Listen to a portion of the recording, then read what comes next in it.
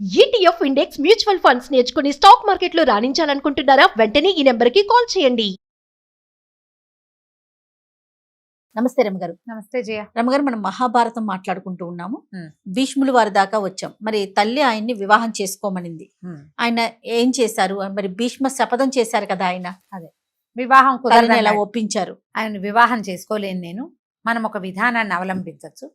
మన పూర్వీకుల్లో కూడా ఇట్లా సంతానం లేకుండా భర్తలు మగవాళ్ళు మరణించి స్త్రీలు ఉండిపోయినా లేదా సంతానం కలిగే పరిస్థితి మగవాళ్ళకి లేకపోయినా నియోగ పద్ధతి, దేవర న్యాయం అనే ఈ న్యాయంతో వేరే వాళ్ళెవరితోటైనా సంతానాన్ని పొందొచ్చు.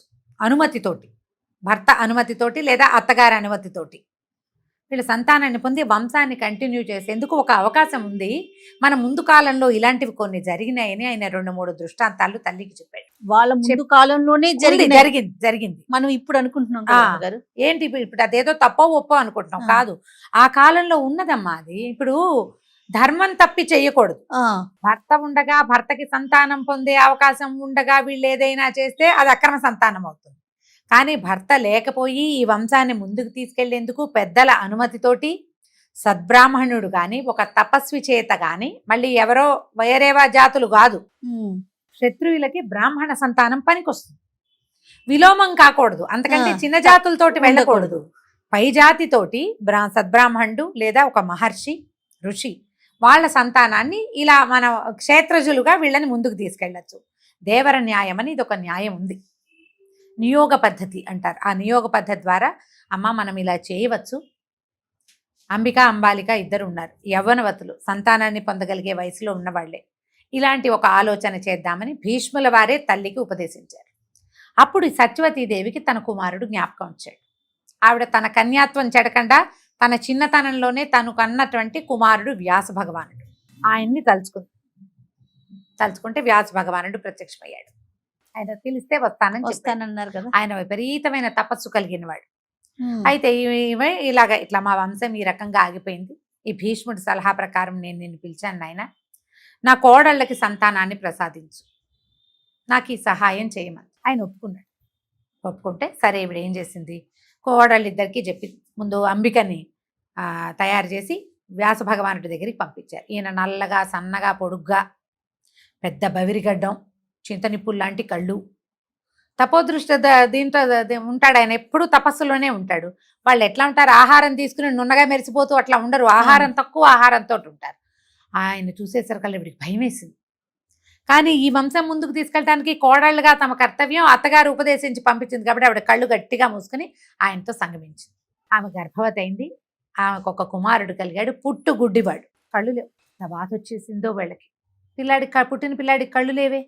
రెండో కోడల్ని పంపించారు, అంబాలికని పంపిస్తే ఇవిడ కళ్ళు అయితే మూసుకోలేదు. కానీ ఆయనకి భయం వేసింది. ఆమెకి ఆయన చూసేసరికి భయపడి పాలిపోయిందట. అంటే మొహం తెల్లబడిపోయిందనమాట. మొహంలో నెత్తురంతా తోడేసినట్టు అయిపోయింది. పాలిపోయిన ముఖము శరీరంతో ఆయనతో సంగమించింది ఆమె కూడా గర్భవతి అయింది. ఆమెకి తెల్లగా పాలిపోయినట్టుగా ఉన్నటువంటి మహాబలశాలి అయిన కుమారుడు కలిగాడు. పాండురాజు అంటారు. అతని పేరు పాండు వర్ణంతో ఉన్నాడు కాబట్టి ఆయన్ని పాండురాజు అయిందా. ఈ ఇద్దరు కుమారులని చూసేసరికల్లా మొదటి బిడ్డ ధృతరాష్ట్రుడు. మొదటి బిడ్డ ఏమో కళ్ళు లేని జాత్యంధుడిగా జన్మించిన వాడు, పుట్టుకతోటే అంధుడిగా జన్మించిన వాడు ధృతరాష్ట్రుడు. ఈ తెల్లగా పాలిపోయిన శరీరంతో పుట్టినవాడు పాండురాజు. ఈ ఇద్దరిని చూసేసరికల్లా సత్యవతీదేవి కనిపించింది. ఇంకొకసారి ప్రయత్నం చేద్దామని మళ్ళీ వ్యాసుడిని ప్రార్థించి మళ్ళా అంబికనే పంపించింది. ఎందుకంటే ఆమె కుమారుడు పుట్టుగుడ్డివాడు కదా. పంపిస్తే ఆవిడేం చేసింది, ఇంకొకసారి ఆయన దగ్గరికి వెళ్ళటం ఆవిడకి ఇష్టం లేదు. ఆవిడ తన దాసిని చక్కగా అలంకరించి దాసిని పంపించేసరికల్లా ఆ దాసి ఆమె ఇలా సన్నగా నల్లగా పొడుగ్గా ఉండే వాళ్ళని, అన్ని జాతుల వాళ్ళని చూస్తూనే ఉంటుంది. ఆమెకి ఇదేమిటి వీళ్ళు ఇలా ఉన్నారు, అలాంటి భావాలు ఏం లేవు. ఈ యువరాణులుగా వాళ్ళుగా ఈ అంతఃపురాల్లో ఉండేవాళ్ళు ఏమిటి, తమ భర్తల్ని తప్పిస్తే ఇతరులని పెద్దగా చూడరు, జనసామాన్యం పట్ల దృష్టి ఉన్న వాళ్ళు కాదు వాళ్ళు. అదేలేండి. ఈమె అట్లాంటిది కాదు. ఈమె ప్రపంచంలో అన్ని చోట్ల తిరిగే మనిషి, ఊర్లో తిరుగుతుంది. ఆయన చూసి ఆయన మహర్షి కాబట్టి మహాభక్తితోటి ఆయన్ని సేవించి ఆమెకి మూడో కుమారుడు కలిగాడు. ఈమెకి కలిగిన కుమారుడు విదురుడు. ఇప్పుడు వైశంపాయనుల వారు జనమేజయుడికి ఏం చెప్పారంటే, శాపగ్రస్తుడైనటువంటి యమధర్మరాజు విదుర స్వరూపంలో ఈమెకి జన్మించాడు అని. యమధర్మరాజు శాపగ్రస్తుడు ఎందుకయ్యాడు? విదురుడిగా జన్మించాడు. విదురుడు యముడి యొక్క అవతారం. యమధర్మరాజు ధర్మదేవత యొక్క అవతారంగానే విదురుడు జన్మించాడు. కానీ దాసీపుత్రుడిగా జన్మించాడు. అంత గొప్పవాడు యమధర్మరాజు, దిక్పాలకుల్లో ఒకడు, ప్రపంచాన్ని నడిపించేందుకు పెద్ద శక్తులలో ఒక శక్తి అయినటువంటి యమధర్మరాజు దాసీగర్భాన జన్మించడం ఎందుకు జరిగింది? ఈ మాట జనమేజయుడు అడిగితే అప్పుడు ఒక కథ చెప్పారు. పూర్వమట ఒక మాండవీడని ఒక మహాముని ఉండేవాడు. ఈ మాండవి మహాముని ఒకనాడు ఒక చోట తపస్సు చేసుకుంటున్నాడు. ఆయన తపస్సు చేసుకుంటున్న ప్రాంతానికి కొంతమంది దొంగలు వచ్చారు. ఏదో రాజుగారి దగ్గర నుంచి నగలు దొంగిలించి వాళ్ళు ఈయన వెనకాల ఆ నగలు దాచిపెట్టి పారిపోయారు. ఈ నగలు వెతుకుంటూ వచ్చినటువంటి సైనికులకి మహర్షి వెనకాల నగలు దొరికినాయి. తర్వాత దొంగలు దొరికారు. మహర్షిని కూడా దొంగగా భావించి ఆయన్ని కూడా తీసుకుపోయారు. తీసుకెళ్ళాక ఈ రాజుగారు ఏం చేయాలి దొంగతనానికంటే, ఆ రోజుల్లో దొంగతనానికి శిక్ష ఏంటి? కొరతేయటం, శూలాది ఆరోపణ చేసేస్తారు. ఇట్లా పొడుగ్గా శూలం ఉంటుంది, కూర్చోబెడతారు, వదిలేస్తారు కిందకి. ఈ మాండవ్య మహామునికి కూడా ఆ శిక్ష పడిపోయింది. రాజుగారికి తెలీదు, ఈ ఋషి ముని చూసుకోవాల, గుంపు అందరికీ వేసేసారు. ఆ గుంపులో ఈయన కూడా పడి, అయితే ఏమైంది, ఈయన ఇట్లా శూలం మీద దింపబడి ఆయన జపం చేసుకుంటున్నాడు. కొంతమంది మహర్షులు పక్షుల రూపంలో తిరుగుతున్నారు. వాళ్ళు ఆశ్చర్యపోయారు, ఇదేమిటి మాండవ్య మహాముని ఇక్కడ చేరాడు? అయ్యా మీరు ఎందుకండి ఇలా అయ్యారు, ఇక్కడ ఎందుకున్నారండి, మీకు ఈ శిక్ష ఎందుకు పడింది అంటే ఆయన అన్నాడు, రాజు పొరపాటున వేసేసాడు ఈ శిక్ష అనగానే ఆ పక్షులు మహర్షి రూపాలు ధరించి రాజు దగ్గరికి వెళ్ళి, మాండవ్య మహాముని శిక్షను అనుభవిస్తున్నాడు, నువ్వు చేసిన పొరపాటు, ఆయన ఇట్లా ఉండిపోయాడంటే వీళ్ళు పరిగెత్తుకుంటూ వెళ్ళారు. వెళ్ళి ఆ శూలాన్ని దింపేశారు. శూలం మీద నుంచి దింపారు, కానీ శూలం ఎక్కడ దాకా శరీరంలో దిగబడిందో అక్కడ దాకా విరక్కొట్టారు. కానీ దాని కొస ఆయన ఒంట్లోకి వెళ్ళిపోయి ఉండిపోయి దాన్ని తీయలేకపోయారు. కింద భాగం నుంచి వెళ్ళిపోయింది కదా. ఆ అణిమాండవ్యుడుగా పేరు పొందాడు ఆయన. ఆ తర్వాత ఈ మాండవ్య మహాముని తన తపోకాలం అయిన తర్వాత ఈ నరకానికి వెళ్ళారట. ఒకసారి వెళ్ళి యమధర్మరాజును చూశారు.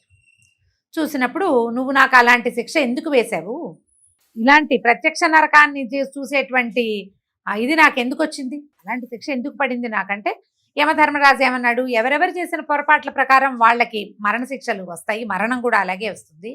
నువ్వు చిన్నప్పుడు తూనీగల్ని పట్టుకుని, ఆ ఎగిరే తూనీగల్ని వర్షాకాలం పట్టుకుని తూనీగలు ఎగరకుండా వాడి దానికి తుమ్మముళ్ళు పెట్టేవాడివి వాటి రెక్కలకి. నువ్వు ఆ ముళ్ళు పెట్టడం వల్ల నీకు ఇలాంటి శిక్ష వచ్చింది అనేసరికి మాండవ్యుడికి చాలా కోపం వచ్చిందట. బాలప్రాయంలో పిల్లలు తెలియక చేస్తారు, దానికి కూడా నువ్వు శిక్ష విధిస్తావా, ఇలాంటి పని చేసావు కాబట్టి మానవ యోనియందు దాసీగర్భంలో జన్మించు నువ్వని శపించాడు యమధర్మరాజు. ఆయన తర్వాత కాలాంతరంలో దాసీగర్భుడుగా జన్మించాడు. యమధర్మరాజే విదురుడుగా జన్మించాడు. ఈ మాండవీయుడు శపించాడు కదా. అయితే మాండవీయుడు శాపం అప్పుడు ఆయన ఏం శాసనం చేశాడంటే, 14 సంవత్సరాల లోపల బాలురు బాలికలు పిల్లలు ఏం చేసినా ఆ పాపం వాళ్ళది కాదు, వాళ్ళకి అంటదు. వాళ్ళు ఏం చేసినా సరే, ఇప్పటికీ కూడా మనకి జువెనల్ యాక్ట్ ఉంది కదా రమ్మగారు. చిన్నపిల్లలు ఏమైనా చేస్తే వాళ్ళకి వాటికి శిక్షలు లేవు. అప్పుడు మాండవ్యుడి కాలంలో వచ్చింది. అట్లా శపించబడినటువంటి యమధర్మరాజు కాలాంతరంలో ఇట్లా దాసీగర్భంలో జన్మించే అవకాశాన్ని మహాభారత కాలంలో తీసుకున్నాడు. విదురుడు ఇక్కడ జన్మించాడు. ఇప్పుడు ఈ 3 కుమారులు జన్మించారు. తర్వాత వ్యాస భగవానుడు వెళ్ళిపోయాడు. భీష్ముడే ఈ 3కి రకరకాల విద్యలు నేర్పించారు. మన దుర్యోధను ధృతరాష్ట్రుడికి ఏమో గదాయుద్ధం అవి నేర్పించారు. మహాబలశాలి అతను, కళ్ళు లేవు ఆయన, కానీ బలం తక్కువ లేదు. మల్లయుద్ధ విశారదుడు, మల్లయుద్ధం చేయగలిగేవాడు. అక్కడి నుంచి ఈ పాండురాజు అస్త్రశస్త్ర విశారదుడు, యువరాజుల్ని చేశారు. మూడో అతనికి ఏం చేశారు, దాసీపుత్రుడైనా తమ నియోగంతో జన్మించాడు కాబట్టి వీళ్ళిద్దరితో పాటే ఆ పిల్లవాడిని కూడా పెంచుకున్నారు. ఆయన విడిగా చేయలా. యమధర్మరాజు అంటే వీళ్ళతో పాటే 3 పిల్లల్ని సమానంగా పెంచారు. ఆయనకి ధర్మశాస్త్రాలన్నీ నేర్పించారు. సహజంగా ఆయనకి లోపల ఉన్నది అదే కదా. సో వీళ్ళు 3 కలిసే పెరిగారు.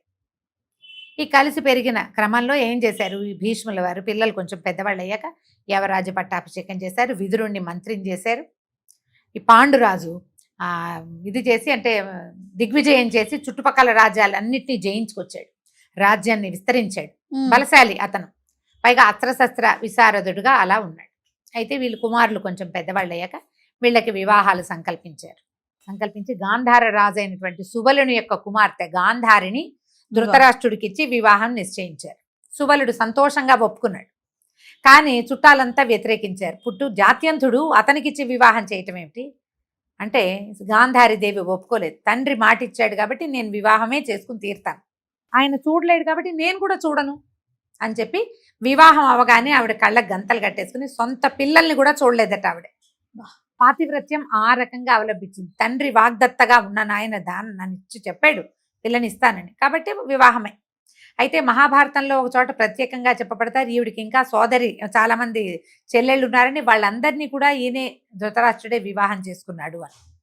వీరు కాకుండా ఇంకా ఎందరో కన్యకల్ని తెచ్చి ధృతరాష్ట్రుడికి వివాహం చేశారట భీష్ముల వారు. ఇది ఒక ప్రత్యేక గాథ. ఈ గాంధారిని వివాహం అయింది. వివాహం అయిన తర్వాత పాండురాజుకి వివాహం కోసం ఆ కాలంలో కుంతిభోజుడు అని ఒక రాజుగారు ఉండేవారు. కుంతిభోజుడికి సంతానం లేదు.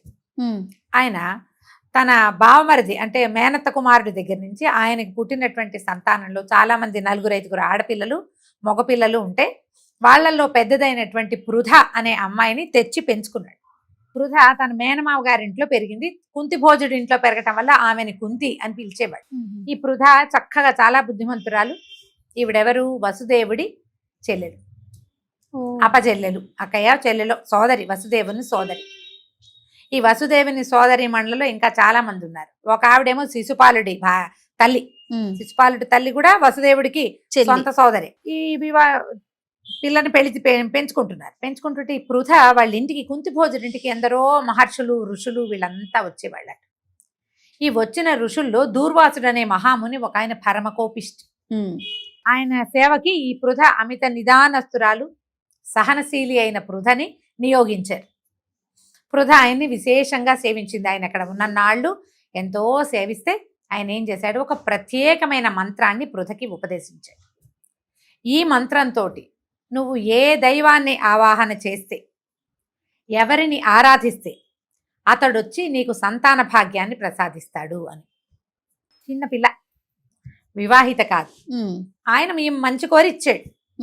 అయితే ఏమైంది, దూర్వాస మహాముని వెళ్ళిపోయాక ఒకనాటి సాయంకాలము ఈ సూర్యాస్తమయ వేళల్లో ఆ సూర్యబింబాన్ని చూసేసరికి ఎంత బాగుంటాడో సాయంకాలపు సూర్యుడు, పరమాద్భుతంగా ఉంటాడు. ఈ పృథకి వరం జ్ఞాపకం వచ్చింది. ఆయన ఇచ్చాడు కదా మంత్రం, సూర్యుడు వస్తాడో లేదో చూద్దాం అనుకొని ఆ మంత్రాన్ని పునశ్చరణ చేసి ఆవాహన చేసి సూర్యుడిని పిలిచి ఆయన ప్రత్యక్షమైపోయాడు. ప్రత్యక్షమైపోయి నీకు సంతానాన్ని ఇస్తానన్నాడు. నీవు భయపడి, అయ్యో నాకు తెలియక పిలిచాను, వస్తావో రావోనని పిలిచాను, నేను అవివాహితని, ఇప్పుడు నాకు సంతానం అంటే నేనేం చేయను ఇప్పుడు అని బతిమలాడింది, వెళ్ళిపోమని. ఆయన అన్నాడు, కుదరదు, ఈ మంత్రానికి కట్టుబడి, ఋషివాక్యం, ఆయన మాటకి నేను ఇది చేయవలసిందే, కాకపోతే నీ కన్యాత్వం భంగం కాకుండా నీకు సంతానాన్ని ప్రసాదిస్తానని చెప్పాడు. ఆమెకి సూర్యుని వలన ఒక కుమారుడు కలిగాడు. ఆ పిల్లవాడు ఎట్లా ఉన్నాడు, సూర్యవర ప్రసాదితుడు అవటం వల్ల సహజ కవచ కుండలాలతో జన్మించాడు. పుట్టిన పిల్లాడే అలా ఉన్నాడు. ఒంటికంతా బంగారు కవచము, చెవులకి కుండలాలు, సహజ కవచ కుండలాలతో. ఈ పిల్లాడిని ఏం చేయాలి, ఎలా చెప్పాలో తెలియలా ఈ పిల్లకి. చిన్నపిల్ల కదా, 13-14 సంవత్సరాల వయసు ఉందో లేదు. సరే, ఈమె ఏం చేసింది, ఆ గంగా నది తీరంలో నిలబడితే ఒక పెట్టేదో కనపడుతోంది నీళ్ల మీద తేలుతూ. ఓహో, ఇదే మార్గం అనుకుని ఒక పెట్టెలో బోలెడంత బంగారపు నగలు అవన్నీ వేసి ఈ పిల్లవాడిని కూడా అందులో పడుకోబెట్టి గంగా నదిలో వదిలిపెట్టేసి దండం పెట్టింది. ఇంకేం చేస్తుంది, కన్యా చిన్నతనము, ఎవరికి చెప్పే పరిస్థితి కాదు. 3వ కంటి వాడికి కాదు, 2వ కంటి వాడికి కూడా తెలియకుండా జరిగిపోయింది. ఈ పెట్టె నీళ్లలో తేలుతూ ఎవరికో దొరికింది. ఒక సూతుడికి లభించింది. ఆయనకి రాధ అనే భార్య కూడా ఉంది. వాళ్ళకి సంతానం లేదు. ఈ బంగారపు పెట్టెలో బంగారంతో లభించినటువంటి పిల్లవాడికి వసుషేణుడు అని పేరు పెట్టి ఆ పిల్లాన్ని వాళ్ళు పెంచుకున్నారు. ఈ పిల్లవాడు అక్కడికి వెళ్ళిపోయాడు. ఈ పృథ చాలా ప్రత్యేకమైన వ్యక్తిత్వం కలిగిందని, పిల్ల చాలా సౌందర్యవతని తెలుసుకున్నటువంటి భీష్ముల వారు ఆ అమ్మాయిని తెచ్చి పాండురాజుకి వివాహం చేశారు. కుంతీదేవిని పెళ్లి చేసుకున్నాడు పాండురాజు. తర్వాత కాలంలో మద్రదేశాధీశ్వరుడు, ఆయనకి ఒక కుమార్తె మాద్రి, ఆమె కూడా పరమ సౌందర్యవతి, ఆమెను పెళ్లి చేసుకుంటానని అడిగాడు పాండురాజు. అడిగితే వాళ్ళతో మాట్లాడి వాళ్ళ అమ్మాయిని కూడా తీసుకొచ్చి పెళ్లి చేశారు. 2 భార్యలు, కుంతి, మాద్రి, వీళ్ళందరూ పరమ సఖ్యంగా ఎంతో బాగుండేవాడు. అయితే ఏమైందట, ఈ పాండురాజుకి చాలా మృగయా వినోదం వాటి మీద ఆసక్తి. ఈ మృగయా వినోదంతో భార్యలను కూడా తీసుకుని ఎక్కడికో తిరుగుతూ ఉండేవాడు. దిగ్విజయం చేశాడు, రాజ్యాలు ఎన్నో జయించాడు, అతడే రాజుగా ఉన్నాడు. నడుస్తూ ఉంది కథ. ఎక్కడికో వెళ్తే ఏమైంది, ఈ మృగయా వినోదం కోసం ఆ లేళ్ళని దుప్పుల్ని వేటాడుతున్నాడు. అయితే ఆయనకి ఒక సంగమంలో ఉన్నటువంటి లేళ్ళు కనపడ్డాయి. సాధారణంగా అట్లా అనారోగ్యంగా ఉన్న చిన్న పిల్లైనా కదలలేని స్థితిలో ఉన్న సంగమంలో ఉన్న వాళ్ళని డిస్టర్బ్ చేయకూడదు. ఆ జంతువుని చూడడం కూడా తప్పే. ఈయన ఏం చేశాడు, బాణం వేసి కొట్టాడు. కొట్టేసరికల్లా ఆ బాణం తగిలి ఆ లేళ్ళు చనిపోయినాయి. అయితే ఆ లేడి నిజానికి ఒక ఋషుల జంట. వాళ్ళు ప్రతి జీవితాలకు స్వరూపాన్ని ధరించి సంగమిస్తున్నారు. అందులో ఈ లేడి వచ్చిందనమాట. లేళ్లుగా సంగమిస్తే ఆ రుచి ఏమిటో తెలుసుకోవడం కోసం వాళ్ళు ఆ ప్రయత్నంలో ఉన్నారు. ఈయన దాన్ని కొట్టేశాడు.